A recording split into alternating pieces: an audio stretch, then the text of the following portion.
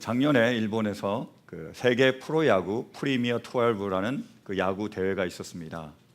일본은 원래 야구를 좀 잘합니다. 그래서 이 대회를 개최해 가지고 일본이 좀 뭔가 나타내려고 자기의 영광을 좀 드러내려고 엄청난 돈을 들여 가지고 이 대회를 개최한 거예요. 자기가 우승하기 위해서 모든 일정까지도 다 거기에 맞춰놨습니다. 그래서 한국도 그 대회에 참여를 했어요. 근데 굉장히 잘했습니다. 그래서 쭉쭉 이기고 올라가서 준결승까지 올라갔어요. 준결승에 한국이 만난 상대가 일본이었습니다. 일본과 경기가 벌어졌어요. 근데 7회까지 그 일본 투수 오타니라는 투수가 나왔는데 너무 잘한 거예요.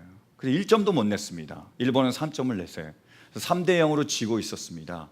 8회가 넘어갔는데 그때도 1점도 못 낸 거예요. 그러니까 일본 관중이 난리가 났습니다. 4만 명 정도가 그 도쿄돔에 모였었는데 이제 우리가 우승한 거라고 완전히 환호성을 치면서 난리가 났어요. 9회가 됐습니다. 9회는 마지막이에요. 근데 그때요, 놀라운 반전이 일어납니다. 한국 선수들이 갑자기 잘 치기 시작하더니 4점이나 냅니다. 그래서 4대 3으로 역전이 된 거예요. 그리고 9회 말 그 일본 공격을 잘 막아서 결국 4대 3으로 그 승리를 이깁니다. 경기를 이기는 거예요. 그래서 그런 역전의 드라마, 기적 같은 그 드라마가 펼쳐진 거예요. 일본은 난리가 났습니다. 한국도 난리가 났고요. 서로 다르게 난리가 난 거죠. 지금도 가끔씩 회자되고 또 많은 사람들이 가끔씩 그 장면이 너무 감격스러워서 보기도 합니다. 그런데요, 다윗의 삶을 보면 그 드라마보다 더 역적이고 더 드라마틱합니다. 다윗의 전반전은 어떤 삶이었죠? 쫓기고, 그리고 미친 척 해야 되고, 그리고 무시와 조롱을 당하고, 그리고 방황하는, 여기저기 헤맬 수밖에 없는 그러한 삶이었습니다. 그게 전반전이었어요. 근데 다윗에게 후반전이 있었습니다. 후반전은 어떤 삶이죠? 역전의 삶입니다. 그리고요, 승리의 삶이에요. 그런 삶이 펼쳐지는 겁니다. 그런 삶에 대한 그 다윗이 어떻게 역전을 이루어 가는지가 바로 오늘 본문 말씀이에요. 오늘 본문 말씀은요, 하나님이 다윗을 통해서 어떻게 역전의 삶을 이루어 가시는지, 승리의 삶을 이루어 가시는지 보여주는 우리에게 주시는 말씀입니다. 이 말씀의 배경은 이렇습니다. 여러분 세번역 성경을 가지면 거기에 다 나와 있는데 이렇게 기록하고 있습니다. 다윗이 교훈을 하려고 지은 믹담, 황금시, 그러니까 지휘자를 따라 수산 에돛에 맞추어 부르는 노래. 다윗이 아람 나하라임과 아람 소바와 싸울 때 요압이 돌아와서 소금 골짜기에서 에돔군 12,000명을 죽였다. 그때에 다윗이 지은 시. 이게 바로 오늘 본문 시편 60편이에요. 언제 지은 시라고요? 이기고 돌아와서요. 에돔 사람과 싸워서 큰 승리를 이기고 돌아와서 지은 시가 바로 오늘 본문 시편 60편입니다. 더 자세한 배경은요, 사무엘하 8장에 나와 있습니다. 한번 보실까요? 사무엘하 8장. 자, 시작. 다윗은 돌아오는 길에 소금 골짜기에서 에돔 사람 18,000명을 쳐 죽이고 이름을 떨쳤다. 그때 다윗이 에돔에 주둔군을 두기 시작하여서 온 에돔에 주둔군을 두니 마침내 온 에돔 사람이 다윗의 종이 되었다. 다윗이 어느 곳으로 출전하든지 주님께서 그에게 승리를 안겨주셨다. 아멘. 이게 다윗의 삶이에요. 역전이 이루어졌습니다. 그래서 어떻게 됐다고요? 다윗이 가는 곳마다 승리했다라는 거예요. 그 이야기가 바로 시편 60편의 말씀입니다. 그래서 시편 60편은요, 맨 처음에 다윗이 전쟁을 치르는 장면부터 시작이 됩니다. 본문 말씀 보실까요? 우리 1절부터 5절이요. 자, 시작. 하나님, 주님께서 우리를 내버리시고 흩으시고 우리에게 노하셨으나 이제는 우리를 회복시켜 주십시오. 주님께서 땅을 흔드시고 갈라지게 하셨으니 이제는 그 갈라지고 깨어진 틈을 메워 주시어서 땅이 요동치 않게 해 주십시오. 계속이요. 주님께서 주님의 백성에게 곤란을 겪게 하시고 포도주를 먹여 비틀거리게 하셨습니다. 활을 쏘는 자들에게서 피하여 도망치도록 깃발을 세워서 주님을 경외하는 사람들을 인도해 주십시오. 주님의 오른손을 내미셔서 주님께서 사랑하시는 사람을 구원하여 주십시오. 우리에게 응답하여 주십시오. 아멘. 다윗이 전쟁에 나가서 싸우는 장면입니다. 여러분, 승리를 하기 위해서는 뭐가 필요하죠? 전투가 필요해요. 전쟁이 필요합니다. 전쟁에 있어야 승리도 있는 거죠. 그래서 전쟁을 치르는 거예요. 그런데 굉장히 위급하고 그리고 굉장히 어려운 상황에 다윗이 처했습니다. 전쟁을 딱 열심히 치르고 있는데 다윗이 그 전쟁을 이기기 위해서 의지한 게 있습니다. 그 위급한 상황에서 다윗이 붙든 게 있어요. 뭘까요? 하나님의 말씀이었습니다. 어떤 말씀이었는지 보실까요? 6절 7절이요. 하나님께서 성수에서 이렇게 말씀하셨습니다. 내가 크게 기뻐하면서 뛰어놀겠다. 내가 세겜을 나누고 숫곳 골짜기를 측량하겠다. 계속이요. 길르앗도 나의 것이요 므낫세도 나의 것이다. 에브라임은 내 머리에 쓰는 투구요 유다는 나의 통치 지팡이다. 아멘. 이렇게 말씀하신 것을 다윗이 붙잡습니다.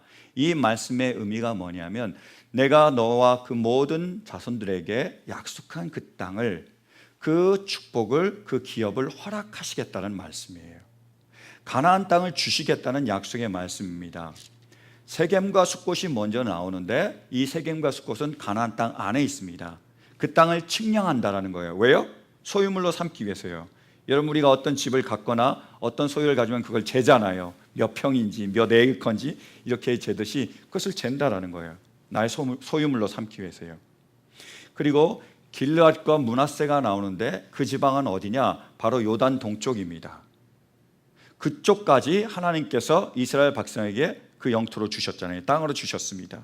그래서 요단 동쪽 길르앗과 므낫세를 주실 것이고, 그리고 에브라임은 그 가나안 북쪽 전체를 의미합니다. 에브라임이요 이스라엘 지파를 대표를 해요. 그들이 차지한 게 북쪽입니다. 그래서 그 북쪽 땅을 너에게 주시겠다라고 말씀하셨고, 남쪽은 누구지요? 유다. 그러니까 유다를 대표해서 남쪽도 너에게 주시겠다고 약속하신 거예요. 그러니까 저 말씀이 약속하는 건 뭐냐면 하나님께서 다윗에게 내가 이 가나안 땅을 너에게 주겠다라는 약속입니다. 뿐만이 아니에요. 8절 말씀 보실까요? 그러나 모압은 나의 세숫대야로 삼고 에돔에는 나의 신을 벗어던져 그것이 나의 소유임을 밝히겠다. 내가 블레셋을 격파하고 승전가를 부르겠다. 아멘. 모압을 세숫대야로, 원어로 보면 목욕통도 되는데요. 모압은 뭐로 삼는다고요? 내가 목욕탕으로 삼고, 그 다음에요 에돔에는요 내 신발을 던지겠다고 말씀하셨어요. 어떤 의미죠? 그들을 종으로 삼겠다는 의미입니다.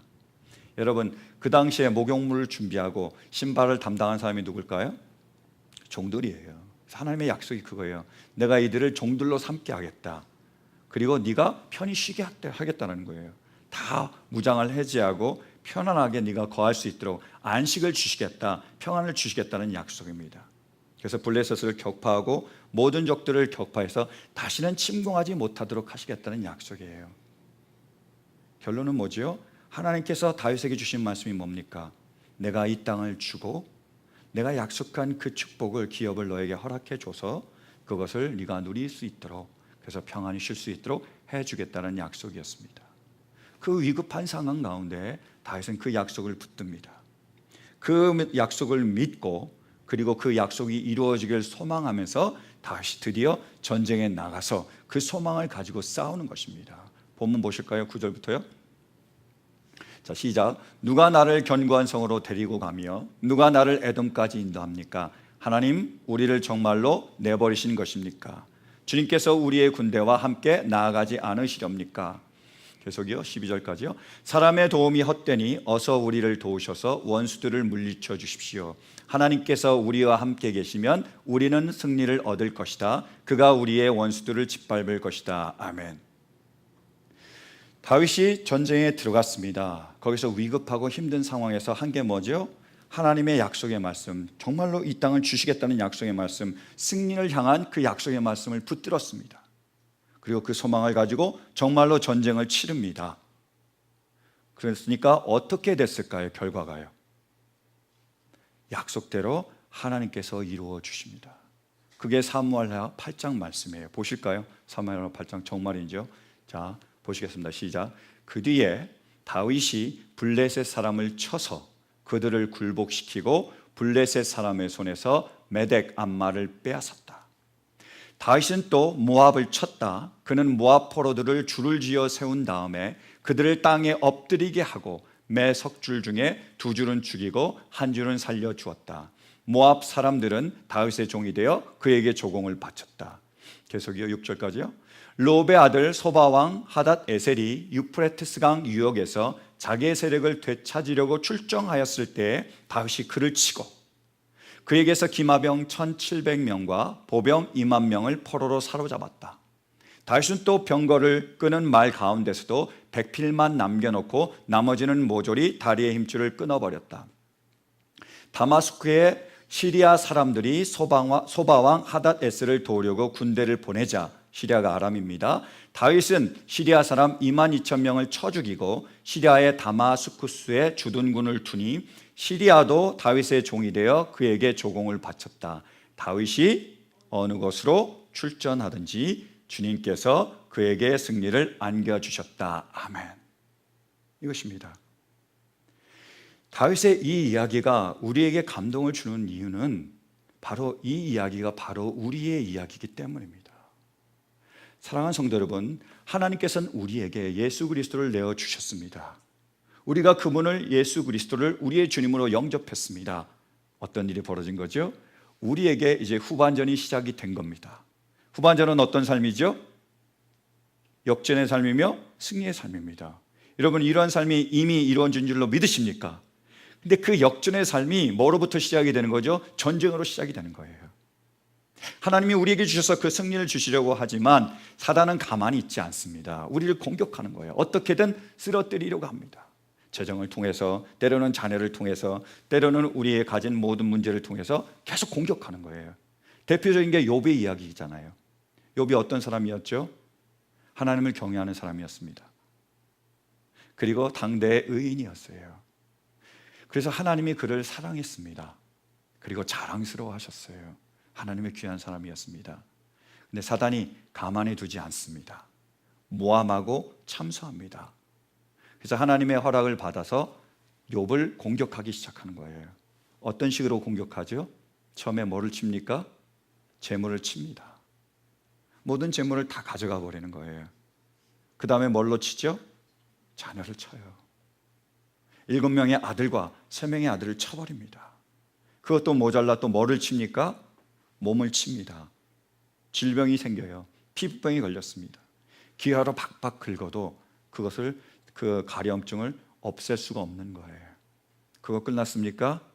아니요.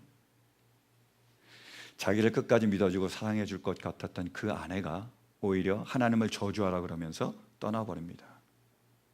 그리고 자기 곁에 자기를 도와줄 친구들이 와서는 오히려 무시하고 모욕하고 책망하며 네가 그래서 그렇지 라고 막 손가락질하는 거예요. 사단이 그것을 통해서 욥을 공격하며 그리고 욥을 쓰러뜨리려고 하는 겁니다. 마찬가지예요. 지금도 사단은요, 우리에게 때로는 재정을 통해서, 때로는 자녀를 통해서, 때로는 아내나 친구들 통해서, 때로는 우리의 그 모든 가진 것, 질병까지도 이용해서 우리를 쓰러뜨리려고 합니다. 여기에 맞서 싸워야 승리하는 거예요. 그럼 우리가 이 영적 전투에 어떻게 대응을 해야 됩니까? 어떻게 영적 전투를 이길 수 있죠? 우리도 다윗처럼 하나님의 말씀, 그 약속의 말씀을 붙잡아야 됩니다. 여러분, 우리에게 주신 하나님의 말씀이 있습니까? 우리가 붙잡는 하나님의 말씀이 있습니까? 우리 교회를 향한 하나님의 약속의 말씀이 뭐죠?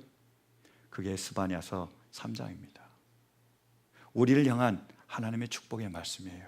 다시 한번 보실까요? 스바냐서 3장이요. 자, 시작. 도성 시온아 노래하여라. 이스라엘아 즐거이 외쳐라. 도성 예루살렘아 마음껏 기뻐하며 즐거워하여라. 주님께서 징벌을 그치셨다. 너의 원수를 쫓아내셨다. 이스라엘의 왕 주님께서 너와 함께 계시니 내가 다시는 화를 당할까 두려워하지 않을 것이다. 계속이요. 그날이 오면 사람들이 예루살렘에게 말할 것이다. 시온아 두려워하지 말아라. 힘없이 팔을 늘어뜨리고 있지 말아라. 주 너의 하나님이 너와 함께 계신다. 구원을 베푸실 전능하신 하나님이시다. 너를 보고서 기뻐하고 반기시고 너를 사랑으로 새롭게 해주시고 너를 보고서 노래하며 기뻐하실 것이다.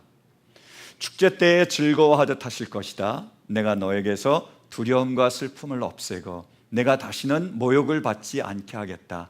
때가 되면 너를 억누르는 자들을 내가 모두 벌하겠다. 없어진 이들을 찾아오고 흩어진 이들을 불러 모으겠다. 흩어져서 사는 그 모든 땅에서 부끄러움을 겪던 나의 백성이 칭송과 영예를 받게 하겠다. 마지막이요. 그때가 되면 내가 너희를 모으겠다. 그때 내가 너희를 고향으로 인도하겠다. 사로잡혀 갔던 이들을 너희가 보는 앞에서 데려오고 함께요 이 땅의 모든 민족 가운데서 너희가 영예와 칭송을 받게 하겠다. 나 주가 말한다. 아멘. 여러분, 이 말씀을 하나님께서 주신 줄 믿으십니까? 이 말씀대로 이루어 주실 줄로 믿으십니까? 이 말씀을 붙잡는 거예요, 여러분. 믿음이 그것입니다. 붙잡는 거예요. 하나님이 주신 말씀을 아멘으로 받는 사람에게 하나님께서 역사하십니다. 사랑하는 성도 여러분, 정말로 이 말씀을 우리에게 주신, 나에게 주신 말씀인 줄로 믿는다면 아멘으로, 아멘, 아멘으로 진실로 이루어 주소서. 이 말씀을 붙잡는 우리 모두가 될 수 있기를 간절히 바랍니다. 그래서 이 말씀이 우리의 말씀이기에 우리가 승리를 믿으며 승리를 소망하며 영적 전투에 들어가는 거예요. 그래서 우리의 대적과 맞서 싸우는 겁니다. 우리가 이 소망을 가지고 그렇게 맞서 싸우면 어떻게 될까요? 다윗처럼 우리도 승리할 줄로 믿습니다. 믿으십니까? 아멘. 그래서 마침표가 딱 찍혔으면 좋겠는데요, 현실은 그렇지 않습니다. 쉼표가 돼요. 때로는 우리가 이렇게 전쟁을 치르지만 재정적으로 더 어려워질 수가 있습니다. 그리고요, 자녀가 더 속을 썩일 수도 있어요. 질병은요, 더 악화될 수도 있습니다. 그리고요, 우리의 인간관계가 더 꼬일 수도 있고요. 그리고 신분 문제가 여전히 해결되지 않을 수도 있습니다. 그런 일이 벌어질 수 있습니다. 그러면 우리가 이렇게 묻습니다. 왜요, 하나님?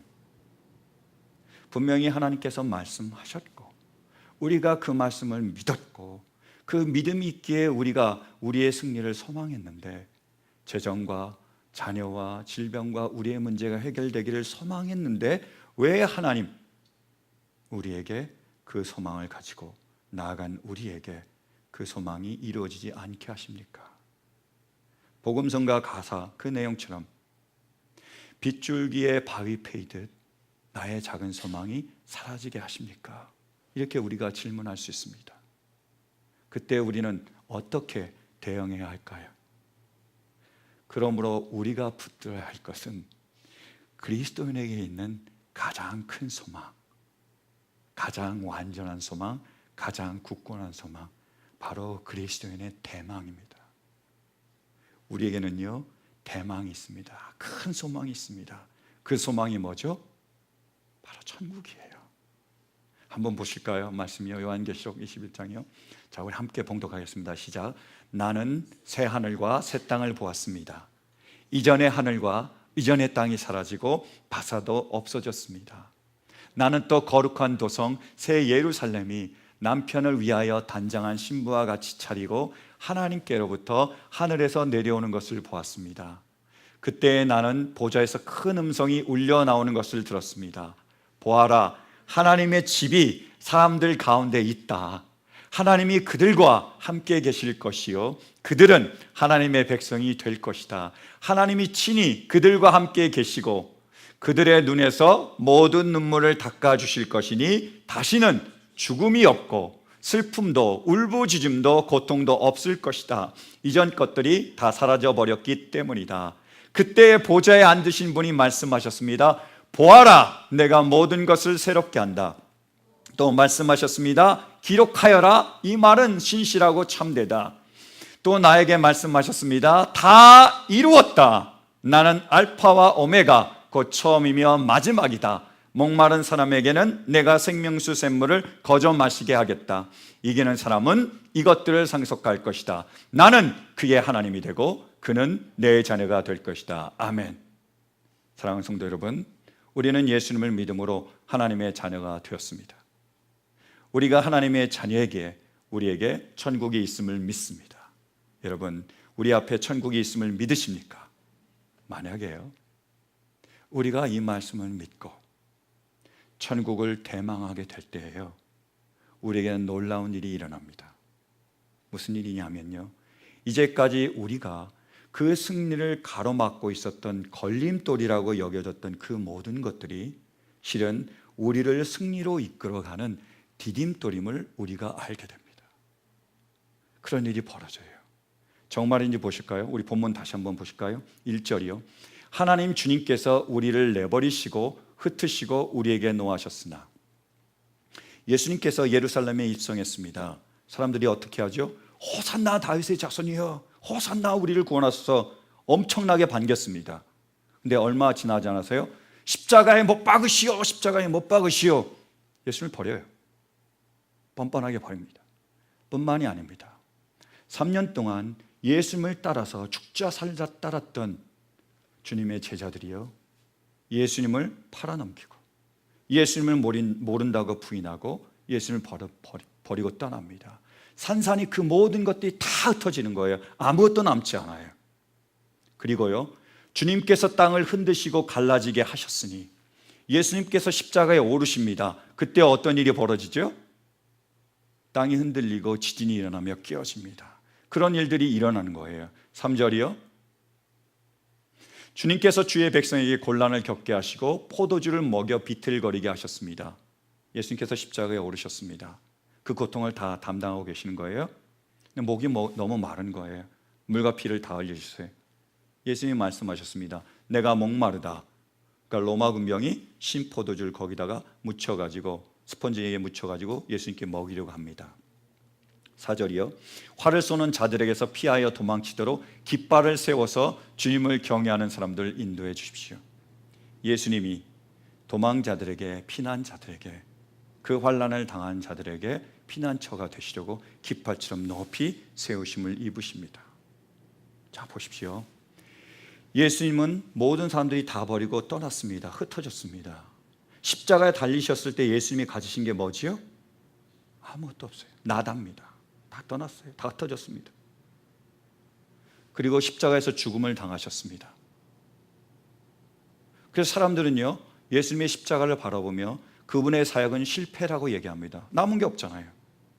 그리고 예수님을 패배자라고 손가락질합니다. 실패했다라는 거예요. 여러분, 우리도 그렇게 생각합니까? 여러분, 예수님의 사역이 실패였나요? 예수님이 패배자신가요? 십자가가 그게 패배입니까? 아니에요. 그 다음에 어떤 일이 벌어지죠? 예수님이 4년 만에 다시 살아나십니다. 하늘에 오르시고요, 하나님 보좌 우편에 앉으십니다. 그리고 이 모든 만물을 다 다스리신 거예요. 영원한 천국, 완전한 승리가 이루어집니다. 다 이루었다고 그렇게 말씀하신 거예요. 예수님이 십자가에 오르셔서 하신 말씀이 뭐죠? 내가 다 이루어야 되는데, 아니었습니다. 뭐라고 말씀하셨습니까? 다 이루었다. Everything is completed. 이렇게 말씀하셨어요. 십자가는요, 패배가 아니라 승리입니다. 거꾸로 보실까요? 자, 예수님이 완전한 승리를 얻으셨습니다. 천국에 오르셨어요. 이제 거꾸로 보는 거예요. 그러면 그 모든 버려짐과 흩어짐과 십자가가 승리를 가로막는 걸림돌이었을까요? 오히려 승리로 이끌어가는 디딤돌이었을까요? 이해되시죠? 이게 기독교입니다. 예수님이 계시기에 우리에게는 완전한 승리가 있기에, 영원한 천국이 있기에, 우리에겐 대망이 있기에, 실은 이 모든 과정들이 우리를 거기로 이끌어가는 거예요. 여러분, 우리가 예수님과 함께 후반전을 시작했어요. 승리고 역전인데요, 실은 살다 보면 그렇지 않다라니까요. 그 모든 일 가운데 재정적으로, 자녀로, 질병으로 우리가 곤란을 당할 수 있지만 우리는 그렇게 생각합니다. 사람들은 그렇게 말할지 몰라요. 너는 낭비했다, 너는 끝장이다, 너는 패배자다, 이렇게 얘기할 수 있지만 절대 그렇지 않습니다. 왜요? 우리가 갈 곳이 어디죠? 천국입니다. 굳건한 우리에게 소망이 있잖아요. 여러분, 혹시 여러분들 가운데 난 천국에 못 가, 이런 분이 계십니까? 없잖아요. 여러분, 우리 모두가 천국에 가실 줄로 믿으십니까? 그 모든 소망이, 그 모든 소유가, 그 모든 축복과 그 승리가 우리의 것임을 믿으십니까? 거기로 가고 있어요. 그게 우리의 목적지입니다. 그게 종착역이고 완전한 승리가 있습니다. 그러면 이 모든 것들은 어떤 거지요? 그 승리로 우리를 이끌어가는 과정일 뿐입니다. 그래서 우리에게는 이 모든 것들이 낭비가 아니라 투자입니다. 이 모든 것들이 끝장이 아니라니까요, 연장이에요. 그리고요, 패배가 아니라 승리입니다. 그것이 그리스도인의 삶이며 그리스도인의 역설입니다. 사랑하는 성도 여러분, 하나님께서 우리를 사랑하시기에 이 모든 것을 허락하셨음을 믿으세요? 그러므로 이 모든 것들이 우리를 그 완전한 승리로 영원한 천국으로 이끄는 하나님의 세심한 손길이심을 믿으십니까? 그것이 그리스도인의 삶입니다. 내려놓음이라는 책을 쓴 이영규 선교사님이 계세요. 그 책 때문에 잘 알려지는데 여러분도 아실지 모르겠어요. 그분이 요즘 최근에 쓰신 책이 기대라는 책입니다. Expectation이죠. 지금 이영규 선교사님은 몽골 사역을 이제 위임을 하시고 인도네시아로 넘어오셔서 인도네시아에서 사역을 하고 계십니다. 그 사역에서 일어났던 일을 간증으로 풀어낸 게 바로 기대라는 책이에요. 그 책에 보면요, 2012년 12월에 그 이영규 선교사님이 인도네시아 가서 사역을 시작한 지 4개월밖에 안 되던 때에 그 선교사님이 췌장 때문에 수술을 받게 됩니다. 2011년 한국 가서 종합 검진을 받았는데 췌장에 혹이 있다는 게 발견이 됐어요. 그래서 그걸 그대로 놔두면 암으로 전이가 된대요. 여러분, 췌장은 발견하기도 어렵지만 치료하기도 어렵잖아요. 그래서 어떻게 해야 될까 고민하는 거예요. 아니, 지금 인도네시아 사역을 시작했는데 이것을 진행해 나가는데 아무것도 못하고 수술을 받을 입장이 있어서 어떻게 해야 될까 고민하기 시작했습니다. 그래서 그 일들이 쭉 전개가 돼요. 그래서 제가 그냥 간추려서 그 책 그대로 제가 인용을 하도록 하겠습니다. 인도네시아처럼 덥고 열대풍토병이 많은 선교지에서 사역하려면 건강해야 하는데 장기를 절제하면 몸에 이상이 오지 않을까? 왜냐하면 그 병원에서 얘기한 게 그 병을, 췌장의 혹을 제거하기 위해서는 췌장의 3분의 1을 잘라내야 되고요, 비장을 제거해야 된다고 얘기했어요. 그래서 만약 이렇게 내가 한다면 사역에 지장이 되지 않을까 고민을 했습니다. 그리고요, 마침 중보 기도 사역자 한 분과 기도할 시간이 있었는데 하나님의 손길이 함께 하실 거라는 그분의 기도가 마음에 닿았다. 나는 그 하나님의 손길이 무엇을 의미하는지 알고 싶어졌다. 그리고 검진한 의사보다는 선교지에 나가는 내 상황을 좀 더 이해할 수 있는 분이 수술을 해주면 좋겠다는 생각이 들었다. 몽골에서 몇 년간 의료 선교사로 섬겼던 박관태 선생님이 생각났다. 탁월한 외과 의사로 잘 알려져 있었고 당시 한 대학병원의 외과 과장으로 근무하고 있었다. 박 선생님은 일반적으로 제시하는 방법인 절제보다는 혹 부위만 제거하는 걸 놓고 기도해 보겠다고 했다. 수술 과정에서 췌장관이 손상될 경우 췌장액이 새어나올 위험이 있어 의사에게는 더 까다롭고 어려운 모험이지만 내 사역을 생각해 수술 부위를 최소화하려는 배려였다. 대화를 나눈 후 박 선생님이 몽골에서 의료 사역을 통해 만난 하나님에 대한 간증이 담긴 책을 내게 주었다. 그런데 그 책의 부제가 나를 이끄시는 하나님의 손이었다. 하나님께서 내게 자 이제 봤니? 라고 물으시는 것 같아 나는 깜짝 놀랐다. 이것이 하나님의 인도하심이라는 확신이 들었다. 수술은 성공적이었다. 최고의 의사가 최선을 다해 수술했다. 박 선생님은 평소와 달리 여러 날 동안 새벽 예배에 나가 수술을 위해 기도했다고 말했다. 나는 정말 하나님의 손이 함께 하셨구나라고 고백할 수 있었다. 그런데 회복이 기대보다는 순조롭지 않았다. 회복증 금식을 하면서 폐렴이 찾아왔다. 2-3시간밖에 걸리지 않은 수술 후에 폐렴이 오고 그것도 위쪽에 오는 건 보기 드문 경우라고 했다. 몸의 여러 관을 꽂은 상태로 밤마다 고열과 싸우며 머릿속에 한 가지 질문이 떠올랐다. 하나님의 손이 함께 하시는데 왜 이리 고통스러운 걸까? 그리고 며칠이 지난 새해 첫날 아침 나는 응급실로 향했다. 수술 후에 열 처리 과정에서 손상을 입은 췌장관에 균열이 생겨 췌장액이 샌다는 검사 결과가 나왔다. 2곳에서 새기 시작해서 온 장기에 퍼졌다고 했다. 강한 산성의 췌장액이 장기를 녹이고 손상을 입히며 염증을 유발해 고열과 복통이 났던 것이었다. 당시 그만큼 어려운 상황이었고 의료진의 표정에서 그 심각성을 약간이나마 눈치챌 수 있었다. 나는 앞으로 어떤 일이 벌어질지 알지 못하는 상황에서 그간 유지하고 있던 평안을 잃어버릴 것만 같았다. 당신의 손이 저와 함께 하신다는 말씀이 진짜인가요? 아니면 제가 잘못 유추한 건가요? 이 상황에서 제게 무엇을 원하시나요? 결국 췌장 절제가 주님이 예비하신 인도하심인가요? 수술을 하지 않고 기다릴 경우에 자연적으로 췌장관이 아물 확률은 크지 않았다. 췌장액이 상처를 계속 녹여서 아무는 걸 방해할 수 있기 때문이었다. 그럼에도 불구하고 결국 의료진은 기도 가운데 믿음을 갖고 기다려보는 쪽을 택했고 나도 그 의견을 따랐다. 결과를 장담하지 못하는 상황에서 아무것도 하지 않고 몇 주를 기다리는 일은 의사 입장에서 무척 어려운 결정이었다. 당시 의료진이 할 수 있는 건 하나님의 치유의 손길을 기다리는 것뿐이었다. 나도 고통을 이기고 금식하는 것 외에 할 수 있는 게 아무것도 없었다. 회복될 거라는 기대 없이 감내해야 하는 쉽지 않은 기다림의 시간이었다. 건강의 어려움과 생사의 갈림길 가운데서 낙담과 우울이 쉽게 찾아왔다. 그러나 시간이 지나서야 하나님께서 내게 긴 병고의 시간을 허락하신 이유를 깨달았다. 그 시간 동안 인도네시아에서 나와 함께 사역하기 위해 새로 구성된 팀들이 연합해서 기도했다. 그 과정에서 연합의 정신이 팀에 자리 잡게 되었다. 그리고 대학 사역을 위해 연합한 교회의 성도들이 내 회복을 위해서 중보하기 시작했다.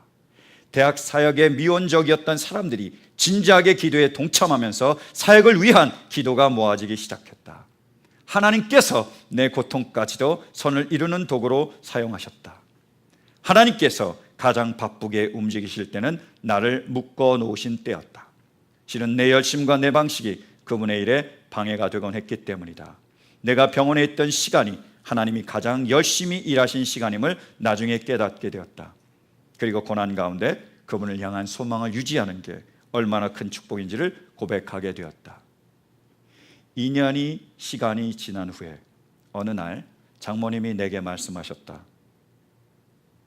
내가 병원에 다시 입원하던 날에 사위를 잃게 될지 모른다는 불안감이 엄습했다고 한다. 딸과 손주들의 미래를 생각하며 마음이 심란해서 어찌할 바를 모르다가 인근의 큰 교회에 찾아가서 무작정 기도를 시작하셨다고 한다. 실은 아내의 부모님은 교회에 다니지 않으셨다. 두 분의 구원은 나와 아내의 오랜 기도 제목이었다. 그날 교회에 울면서 기도하시던 장모님은 이서방을 살려주면 교회에 나갔습니다. 이서방을 살려주기만 하면 교회에 나가겠습니다 라고 약속하셨다고 한다. 지금은 교회에 출석하고 계신다. 하나님의 은혜는 평면적이지 않고 입체적이며 다면적으로 주어진다. 고통이 은혜가 되는 것은 그것을 통해서만 잉태되는 새로운 생명이 있기 때문이다. 사진 한 장 보여주시겠어요?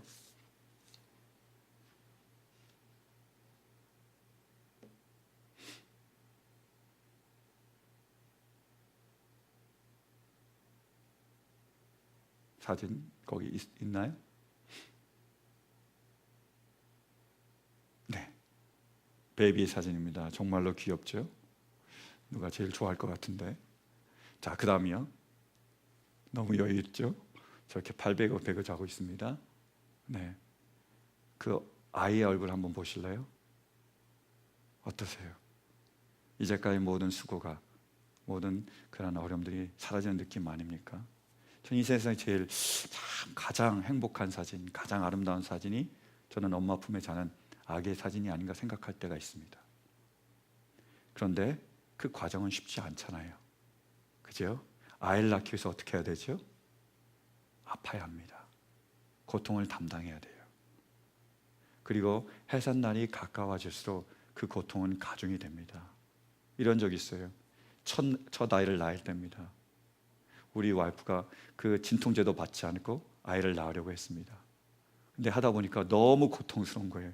도저히 안 되겠다고 제발 에피듀럴, 그 진통제 좀 놔달라고 부탁을 했더니 너무 늦었대요. 지금 너무 안 된대요. 그 고통 가운데 낳는데 보니까 쉬운 일이 장난이 아니더라고요. 그런데요, 그리고 나서 어떤 일이 벌어지죠? 아이가 나옵니다. 그게 승리예요. 그 승리를 맛보게 되면 우리가 그 승리를 결국 누리게 될 때에 그 모든 고통들은, 그 모든 아픔들은 그 승리를 위한 새로운 생명을 잉태하고 우리를 천국으로 인도하는 그런 하나님의 과정이었음을 알게 됩니다. 여러분, 우리는 예수님과 함께 후반전을 시작했습니다. 어떤 삶이라고요? 역전의 삶이에요. 승리의 삶입니다. 근데 쉽지가 않아요. 영적인 전투가 있습니다. 때로는요, 우리가 재정적으로 어려울 수 있고요, 때로는요, 우리의 자녀로 인해서 고통받을 수도 있습니다. 안 왔으면 좋겠지만요, 때로는요, 우리가 질병 때문에 고난받을 수도 있고요, 우리의 작은 소망들이 처참하게 무너져가며 사라져갈 수도 있습니다. 그러나 우리의 마지막, 우리가 종착할 그 종착역은 어디죠? 천국입니다. 여러분, 천국이 우리가 마지막 갈 하나님이 주시는 그러한 우리의 종착역임을 믿으십니까? 영원한 천국이, 그리고 우리에게 주신 완전한 승리가 우리의 것임을 믿습니까? 이 시간 우리의 눈을 들어 그 하나님의 나라, 영원한 천국, 완전한 승리를 바라볼 수 있는 우리 모두가 되시기를 간절히 바랍니다. 그 승리를 향해 주님의 그 깃발을 높이 들고 일어설 수 있는 우리 모두가 되시기를 간절히 바랍니다. 그리고 예수님과 함께 힘차게 그 승리를 향하여, 완전한 승리를 향하여 힘차게 나아가는 우리 모두가 되시기를 간절히 축원합니다. 우리 이 마음 담아 하나님께 찬양과 영광 돌리겠습니다.